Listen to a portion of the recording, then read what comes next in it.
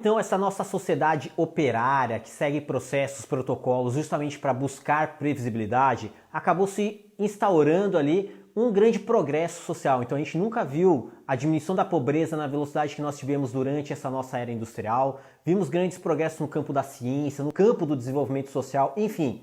Apesar das mazelas que nós temos ainda hoje na nossa sociedade, estamos numa era muito melhor do que era há 500, 600 anos atrás. Vivemos por mais tempo e vivemos melhor também. Só que, nesse ambiente que nós começamos a ter mais abundância, nós começamos a ter abundância de tempo, abundância de talentos, abundância de recursos, o que acabou surgindo em meados dos anos 80, finzinho dos anos 70, meados dos anos 80, grande energia nos anos 90, foi algo chamado internet. Nasce inicialmente com a revolução computacional, de computadores que deixaram de ter um uso mais corporativo ou mais industrial e acabaram entrando nos nossos lares.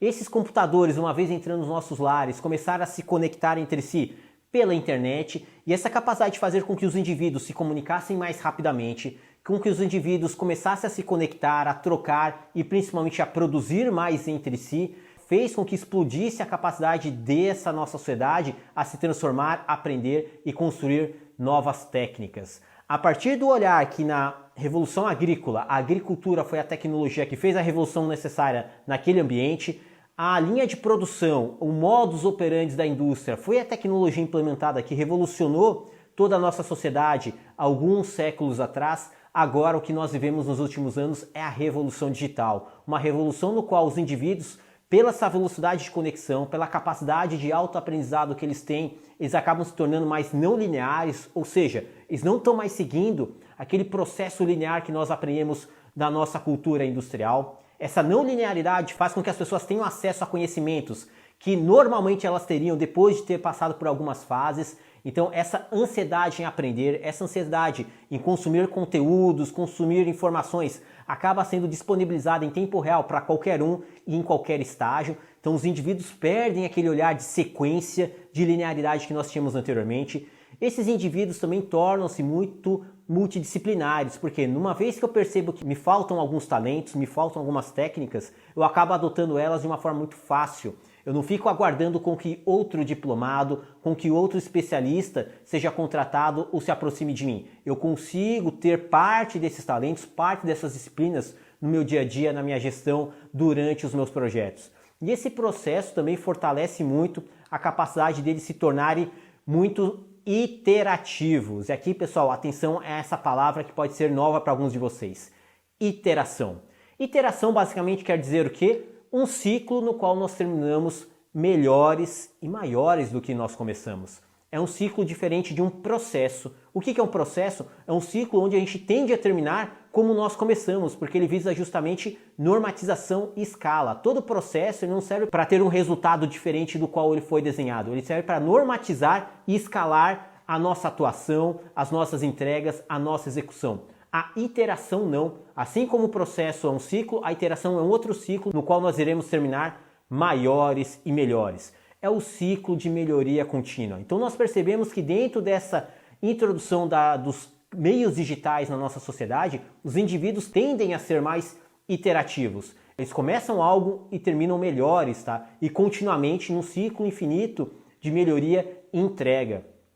E esses processos não lineares, esses processos multidisciplinares e de vez muito interativos também, acabam fazendo com que a nossa sociedade, o nosso ambiente se torne muito caótico. E o que é caordicidade? O que é um ambiente caótico? É um ambiente que mistura caos e ordem. Ou seja, por não termos linearidade, nós percebemos que tem uma certa bagunça, demoramos para entender o que está acontecendo no nosso entorno, o que está acontecendo na sociedade, quais são essas tendências novas, esses movimentos que têm acontecido, mas aqueles que são atentos o suficiente, que vivem realmente essa era digital, acabam percebendo também padrões no meio do caos.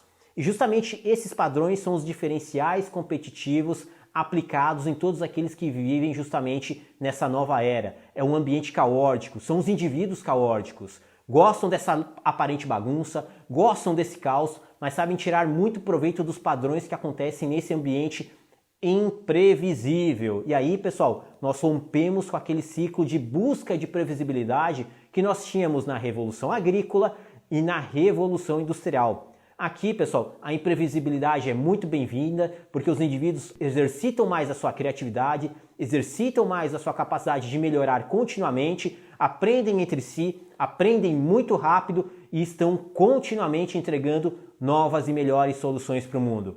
E aí, essa revolução mudou drasticamente o nosso jeito de viver, mudou drasticamente o jeito como nós nos relacionamos, como trabalhamos, como consumimos. E os indivíduos deixam aqui de ser operários como eram na Revolução Industrial, deixam aqui de ser patriarcais como nós éramos na nossa geração agrícola, na Revolução Agrícola, e se tornam realmente indivíduos beta. E o que é beta, pessoal? Beta é uma referência a uma terminologia utilizada em software, que é a versão de teste. Os indivíduos sempre estão na sua versão de teste, sempre estão se aprimorando, estão em desenvolvimento. Então aqui, esse é o grande rótulo social que nós temos. Saímos de uma geração muito pautada pela hierarquia, muito centrada nesse olhar patriarcal, migramos para outra que tinha um olhar muito focado em processos, em práticas, em operações, ou seja, uma geração muito operária, e aqui nós temos uma geração muito mais experimental, uma geração de exploração criativa, que nós chamamos de uma geração beta. Então essas três revoluções acabam aqui nos dando suporte para entender como a humanidade foi se transformando e como que novas práticas foram sendo adotadas. Práticas essas que favorecem muitas vezes a criatividade, práticas essas que nos trazem a capacidade de fazer entregas cada vez mais recorrentes e melhores e extremamente centradas em pessoas. Não são mais centradas na hierarquia, num grande líder, num grande patriarca que nos mandou fazer. Não são mais centradas em seguir caminhos traçados por outros, como foi uma geração operária anterior, e são muito mais orientadas no processo experimental e de validação se as coisas têm ou não valor para as pessoas.